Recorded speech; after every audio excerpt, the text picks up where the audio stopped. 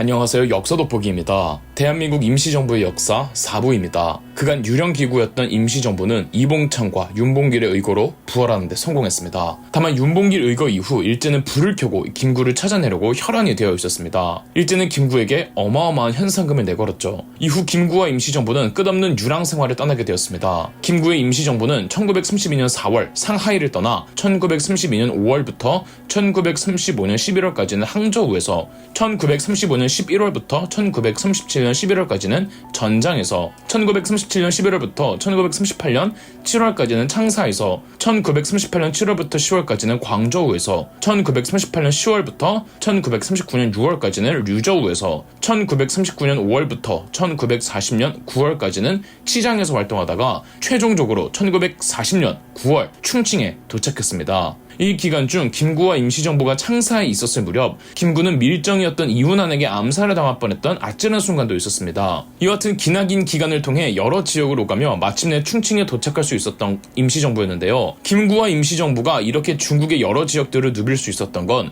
중국 국민당 정부를 이끌던 장제스의 도움이 있었던 덕분이었습니다. 당시 중국은 중일전쟁 도중이었는데 수도 난징을 빼앗긴 중국은 충칭을 새로운 수도로 삼고 항일에 나선 와중이었고, 그런 충칭에 임시정부가 최종적으로 안착할 수 있도록 장제스도 김구와 임시정부를 도왔던 거죠. 이 당시 김구와 안중근의 동생이었던 안공근 사이에 미스테리한 일이 발생하는데요. 안공근은 임시정부 소속으로 주로 러시아를 오가며 자금 조달을 도맡았으며, 임시정부가 위기 상황일 때 김구와 함께 한인 애국단을 조직해 이봉창, 윤봉길 의사들의 의거를 지원하였습니다.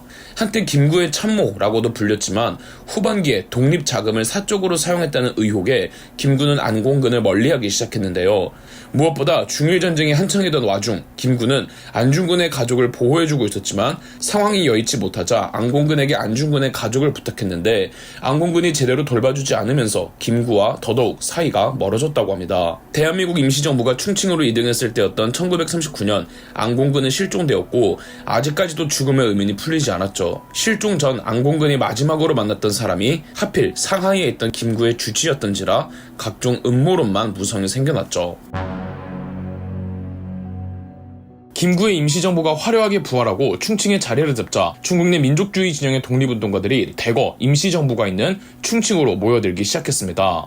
당시 독립운동가들 사이에서 가장 큰 문제는 좌우익의 이념 대립이었습니다. 이념 대립이 워낙 극심했던 만큼 일제라는 공공의 적 앞에 민족끼리 힘을 합쳐야 한다는 여론하에 좌우합작의 민족 유일당 운동이 전개되었고, 1935년 7월 중국 난징에서 한국독립당, 조선혁명당, 의열단, 신한독립당, 미주한인독립당 5개 당이 모여 민족혁명당을 결성했습니다. 하지만 민족혁명당은 역시나 오래가지 못했죠. 민족혁명당이 조직되었을 때 잠시나마 이념 대립이 잦아들었다고 생각했지만 민족혁명당 내에서 김원봉 등의 아나키스트 그리고 좌경화된 사회주의자들이 민족혁명당을 장악하자 민족주의 진영에서 반발하며 이념 대립이 다시 격렬해졌던 거죠. 심지어 아나키스트의 대장인 김원봉이 민족주의 진영의 대장격이었던 지청천을 제명해버리는 사건까지 터지면서 분노한 조소왕, 김규식, 신익희 등의 우익 민족주의자들이 민족혁명당을 대거 이탈해버리고 충칭에 있던 김구의 임시정부를 합류했습니다. 이렇게 우익 민족주의 진영이 충칭으로 들어와 김구의 임시정부에 합류하면서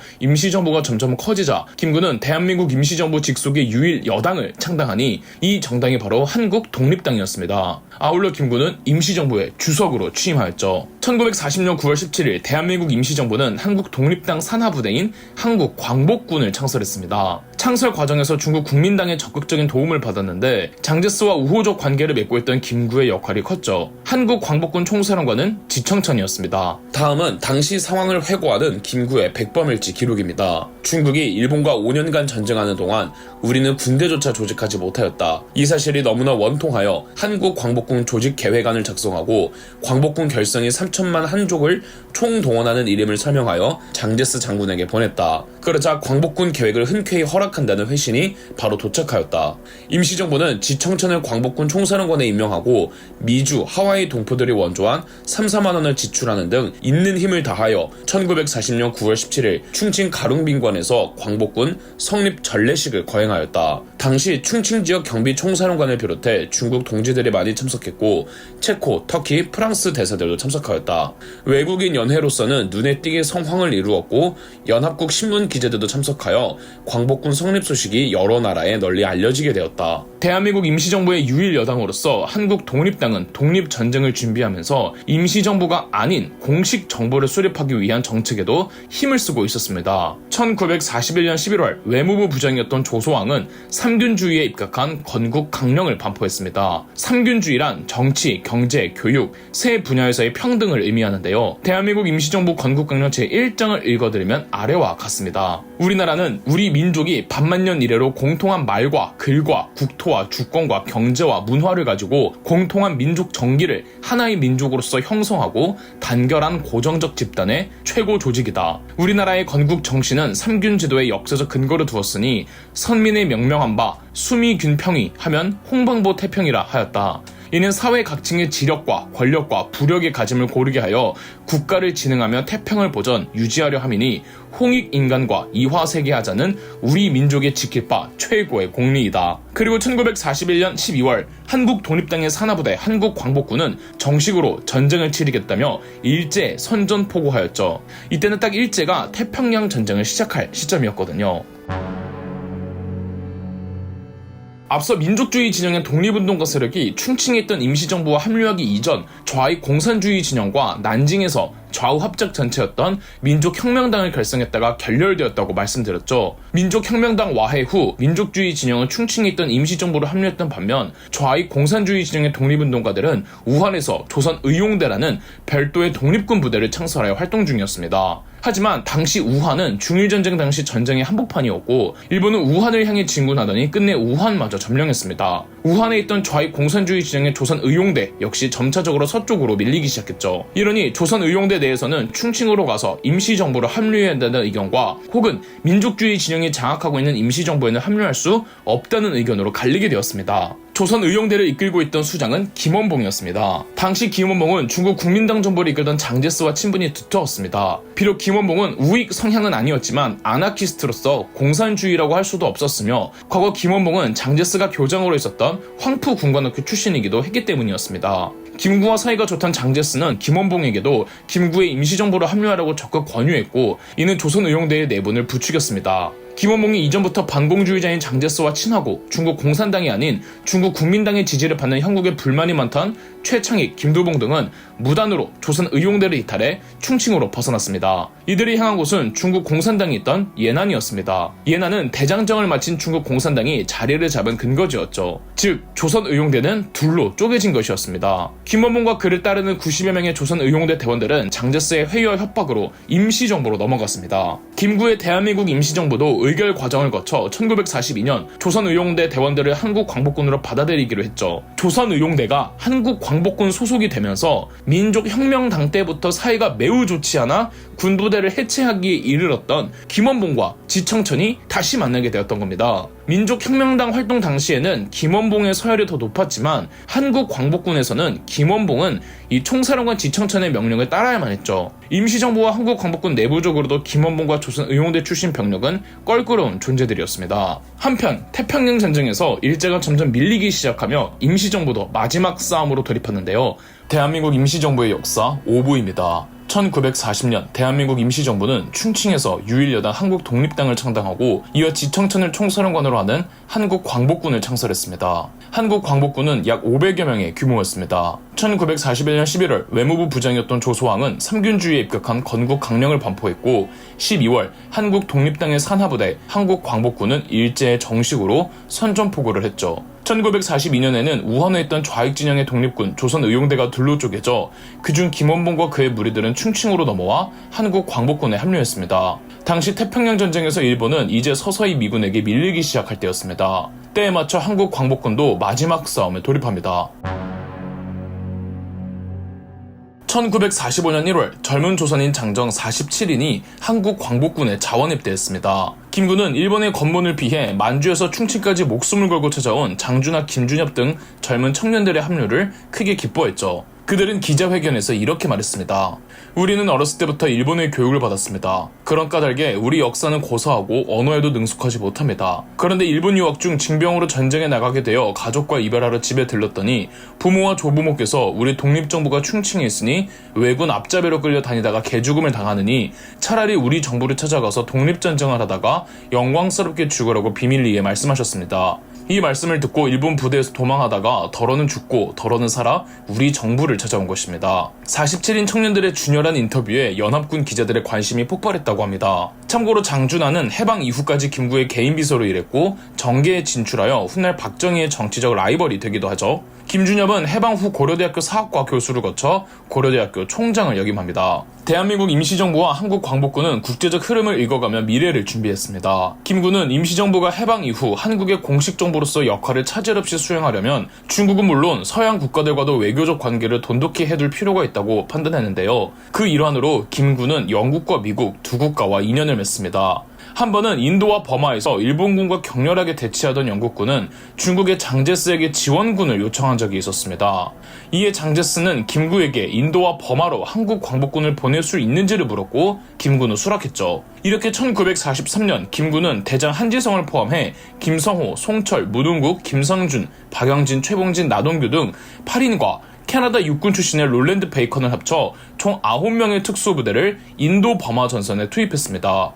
이 9명을 인도 버마 전국 공작대, 줄여서 인면 전국 공작대라고 부릅니다. 인면 전국 공작대는 1945년 5월까지 콜카타, 아라칸, 임팔, 만달레이 전지 등에서 감청, 전단살포, 포로신문 등을 통해 큰 성과를 냈죠. 인면 전국 공작대의 도움으로 연속해서 승리를 거두었을 뿐 아니라 죽을 위기에서도 벗어날 수 있었던 영국군은 임시정부 측의 증원군을 계속 요청하기도 했답니다. 현재 영국 국립문서보관소에서는 당시 임시정부 소속의 인면 전국 공작대의 구체적인 활약상에 대해 400여 쪽 분량의 문서로 기록되어 있다고 합니다. 해당 문서에 의하면 임시정부의 인면 전국 공작대는 영국 특수작전집행부 소속으로 임무를 수행했으며 특히나 인면 전국 공작대 대원들 상당수가 일본어에 능통해 선전 활동에 아주 유용했다고 기록되어 있죠. 그들이 활약했던 전장이 이제는 조롱의 대명사가 된 무타쿠치 레냐가 주도했다가 말아먹었던 그 임팔 작전의 전장이었습니다.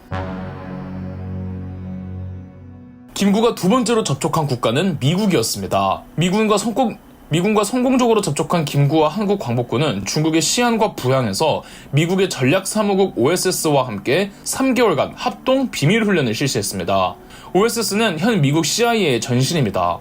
OSS는 미군의 특수임무반을 조직하고 훈련시키는 정보국 조직이랍니다. 백밤일지에 의하면 미국의 여러 전문학자들까지 OSS에 투입되어 파괴술, 정탐술, 무전기 사용법, 폭발술, 비밀 도강술 등을 훈련시켰다고 하죠.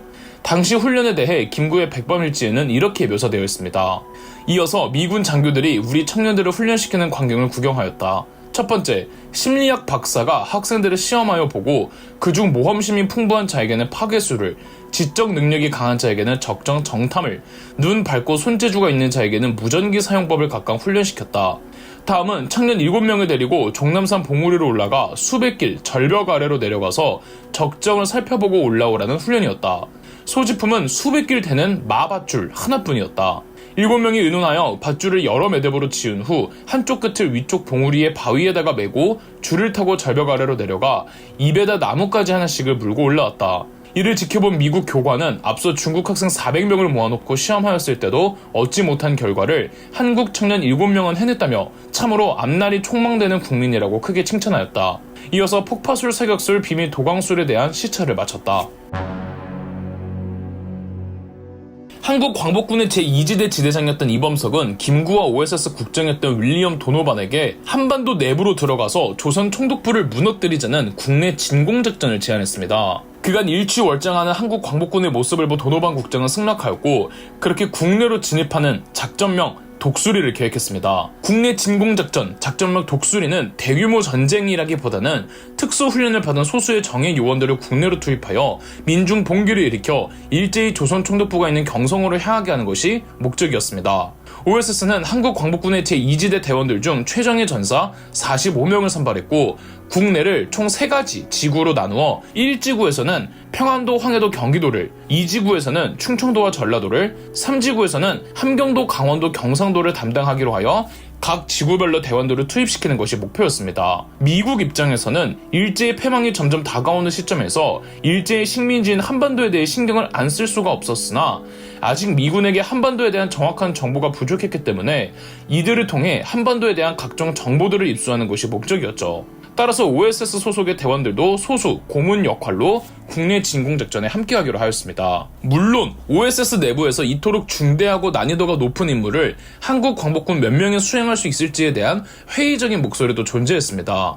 심지어는 한국 광복군 내에서도 이 김원봉은 작전의 실패 가능성이 더 높다며 국내 진공작전에 회의적이었습니다. 작전을 성공하려면 대원들이 국내를 진입했을 때 국내에서도 함께 협조해줄 수 있는 부대원들이 필요한데 국내에서 그 역할을 해줄 수 있는 세력이 없었습니다. 비밀작전한다고 동네방네 떠들고 다닐 수도 없고요. 아울러 국내 진공작전은 OSS의 단독적인 작전이었을 뿐 미 태평양 함대나 중국 내 미군과는 서로 합의된 사항도 아니었죠. 다만 도노반 국장과 김구의 의지가 워낙 확고했습니다. 확실한 건 아니지만 아마 도노반 국장도 원자폭탄을 일본에 투하한다는 작전을 모르고 있었던 것으로 보입니다. 원자폭탄 투하는 미국 내에서도 극소수들만 알고 있었거든요. 모두의 우려 속에서 도노반은 그럼 한국 광복군 부대원들의 임무 난이도를 조금 낮추는 수준에서 합의를 보고 어쨌든 국내 진공작전을 감행하기로 합니다. 그렇게 한국 광복군 부대원들은 산둥성의 비행장을 출발해 여의도 비행장에 도착, 국내에 진입에 성공했으나 이 시점이 1945년 8월 18일, 이미 일제가 무조건 항복을 외치고 패망한 지 3일이 지난 시점이었죠. 국내 진공작전은 무산으로 끝나버린 겁니다.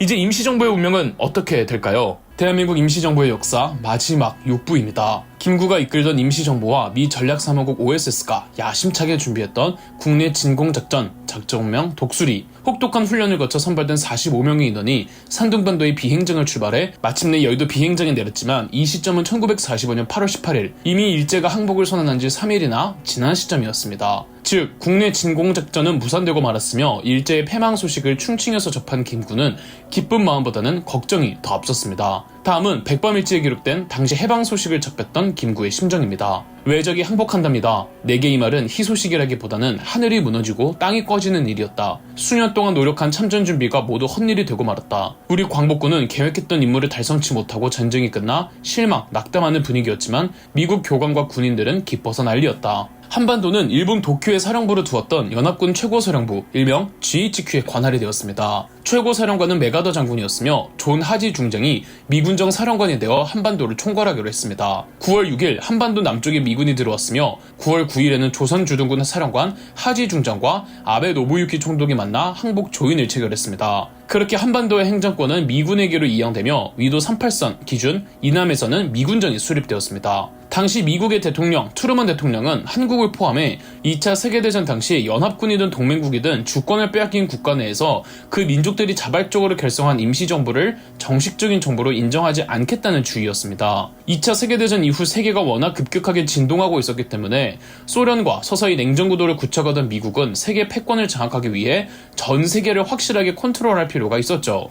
미 전략사무국 OSS의 경우 대한민국 임시정부에 대단히 우호적이었지만 트루먼 대통령은 대통령 제가 없이 멋대로 임시정부와 공식적인 연락을 취하지 말라며 도노반 국장에게 핀잔을 주기도 했죠. 반면 김구는 당연하게도 해방된 한반도를 임시정부가 담당해야 한다고 믿었습니다. 이날을 위해서 20여 년 전 민족 독립운동가들이 임시정부를 만들었던 것이고 김구는 그간 임시정부를 어떻게든 멱살 잡고 끌고 왔었으니까요. 김구와 임시정부는 14개조 정책들을 발표하면서 향후 임시정부가 어떻게 한반도를 이끌고 갈 것인지에 대한 방향성을 제시했습니다.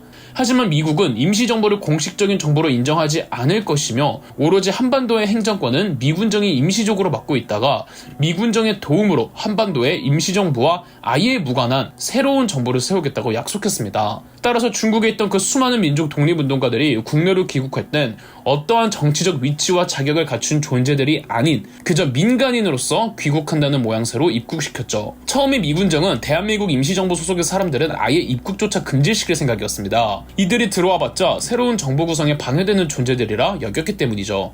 이승만이 존 하지 중장을 여러 번 찾아가 대한민국 임시정부를 인정해달라고 간곡하게 부탁했고, 존 하지 중장 역시 본국의 결정을 마음대로 거스를 수는 없다고 거절하다가 그렇다면 개인의 자격으로 귀국하는 것을 허용한다는 조건을 내걸었던 겁니다. 8월 21일 나는 의정원에 개회하자마자 출석하여 임시정부를 해산하는 것이나 총사직은 천만 부당하며 서울에 들어가 국민 앞에 정보를 바친 다음 국무위원이 총사직하는 것이 옳다고 주장하였다. 그런데 우리가 입국하려 하자 미국 측에서 서울에는 미 군정부가 있으니 임시정부 요인들은 개인 자격으로 들어오라고 통보하였다. 이 문제로 다시 의논이 분분하였으나 결국은 개인 자격으로 입국하기로 결정되었다. 김구와 임시정부 그리고 임시정부 산하의 한국광복군 부대는 이에 대해 매우 불만이 많았지만 그렇다고 귀국을 안 할 수는 없었고 충칭에서 귀국 준비를 하죠. 김구는 한국이 스스로 주권을 가진 채 주체적인 정부를 세울 수가 없고 구한말처럼 국제정세에 반강제적으로 휘둘려야 한다는 사실도 걱정스러웠지만 그만큼 또 하나 걱정했던 것은 우익 민족주의 진영과 좌익 공산주의 진영 사이의 대립이었습니다.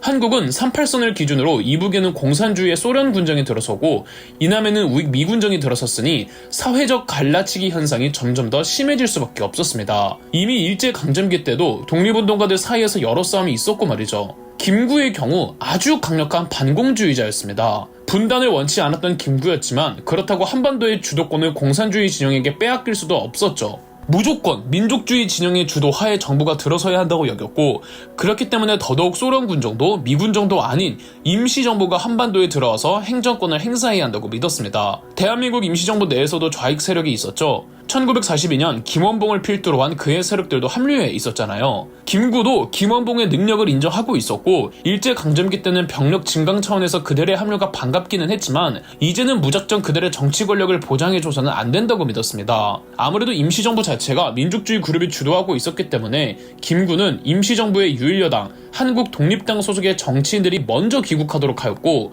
그 뒤에 김원봉과 그 무리들이 귀국하도록 강요했습니다. 장제스는 충칭에서 한국으로 떠난 임시정부 사람들에게 송별회를 개최해주고 보내주었습니다. 김구의 한국 독립당 소속의 정치인들이 김원봉과 그 무리들보다 먼저 들어온다고 해도 아무런 의미가 없었습니다. 미군정이 장악하고 있는 상황에서 대한민국 임시정부는 아무런 영향력을 행사할 수가 없었죠. 그럼에도 미군정 내에서는 김구가 국내로 들어와 임시정부를 고집하면 미군이 주도하는 가운데 새로운 정부 꾸리는 것이 골치 아플 것이라 여겨 김구를 유심히 보고 있었지만 국내에서 활동했던 민족 독립운동가들 예컨대 건국준비위원회를 주도하던 여운형이 존 하지 중장을 찾아가 대한민국 임시정부에 대한 국내 여론이 상당히 긍정적이니 김구나 임시정부를 무작정 탄압하면 엄청난 반발이 일어날 것이라고 충고해 주었습니다. 그래서 미군정에서는 굳이 김구의 정치활동을 막거나 탄압하진 않았죠. 일례로 1945년 12월 1일 김구와 임시정부 소속의 정치인들이 오늘날 DDP가 있는 동대문 운동장에서 대한민국 임시정부의 귀국식 및 개선식을 개최했는데 무려 10만 명의 군중이 운집했었죠. 미군정은 김구를 경계하기보다는 포섭하기로 했습니다. 미군정은 김구에게 임시정부가 아닌 새로운 한국정부를 수립하는 과정에 주도적으로 나서주기를 제안했으나 김구는 임시정부의 지속성을 계속 강조했습니다. 더군다나 미군정에서 친일파들을 받아주고 육성하는 모습을 보고는 더더욱 김구는 미군정에게 등을 돌렸죠. 이러니 미군은 김구보다는 이승만에게 마음이 기울 수밖에 없었습니다. 이승만도 대한민국 임시정부가 공식적인 정부가 되어야 한다고 굳게 믿었지만 현실적으로 어쩔 수 없는 상황임을 인지하고 있었거든요. 김구는 한국 독립당을 이끌며 임시정부 출신의 정치인들과 함께 꾸준히 정치활동을 진행하려고 했고 시간이 지나며 미군정도 참고 있을 수가 없어 한국 독립당 사무실을 파괴하는 등 한국 독립당 정치 활동들을 방해했습니다. 사실 미군정이 대한민국 임시정부에 우호적이었다고 해도 임시정부가 곧바로 한국의 정식 정부가 되기는 아마 어려웠을 가능성이 큽니다. 좌우익의 이념 대립은 국내가 훨씬 더 격렬했으며 대한민국 임시정부는 실어나 조나 김구를 필두로 한 반공주의자 우익 세력들이 수립하고 주도했던 단체였기 때문에 꼭 미군정이 아니더라도 좌익 공산주의 독립운동가들은 일찌감치 대한민국 임시정부를 정식 정부로 인정하고 있지 않았기 때문이죠. 점차 남북한 따로따로 정부를 만들어야 한다는 분위기가 조성되고 좌우익의 이념 갈등이 심해지자 한국 독립당 소속의 임시정부 출신 정치인들은 좌우 합작 운동에도 참여하고 분단을 막기 위한 노력에 나섰으나 이것이 우익 진영에서는 변절자로 해석되면서 임시정부 출신의 김구 세력들은 더더욱 국민들의 냉대를 받아야만 했습니다. 결국 어쩔 수 없이 한반도의 문제는 미국과 유엔의 결정대로 진행될 수밖에 없었으며 이승만과 세력들이 그 결정에 따랐고 1948년 5월 10일 최초의 총선을 통해 첫 국회가 조직되었습니다. 임시정부 출신의 김구 세력들은 분단정부 수립에는 참여할 수 없다며 5.10 총선에 참여하지 않았죠. 그렇게 김구가 선거에 참여하지 않았기 때문에 이승만은 쉽사리 초대 대통령으로 선출되었습니다. 하지만 이승만 역시 한때 임시정부 소속이기도 했고 임시정부에 우호적이었던 만큼 국호도 임시정부가 정했던 국호 대한민국을 그대로 사용하기로 했으며 헌법에서도 대한민국 임시정부의 법통성을 잇겠다고 표방했습니다. 다만 군부 독재 시절 헌법에서 대한민국 임시정부의 법통성을 잇겠다는 문구를 삭제했으며 1987년 민주화가 된 이후 다시 헌법에 문구가 추가되었습니다. 따라서 현재 대한민국 정부가 임시정부의 법통성을 계승했느냐 안 했느냐의 논란은 계속되고 있습니다. 여러분의 생각은 어떠신가요? 지금까지 대한민국 임시정부의 역사였으며 그럼 역사돋보기였습니다. 저희 역사돋보기가 멤버십 가입을 시작했습니다. 멤버십 가입을 해주신 분들 덕분에 영상 제작에 큰 도움이 되고 있습니다. 감사합니다. 영상 재미있으셨다면 구독과 좋아요, 알림 설정까지 해주시면 감사드리겠습니다.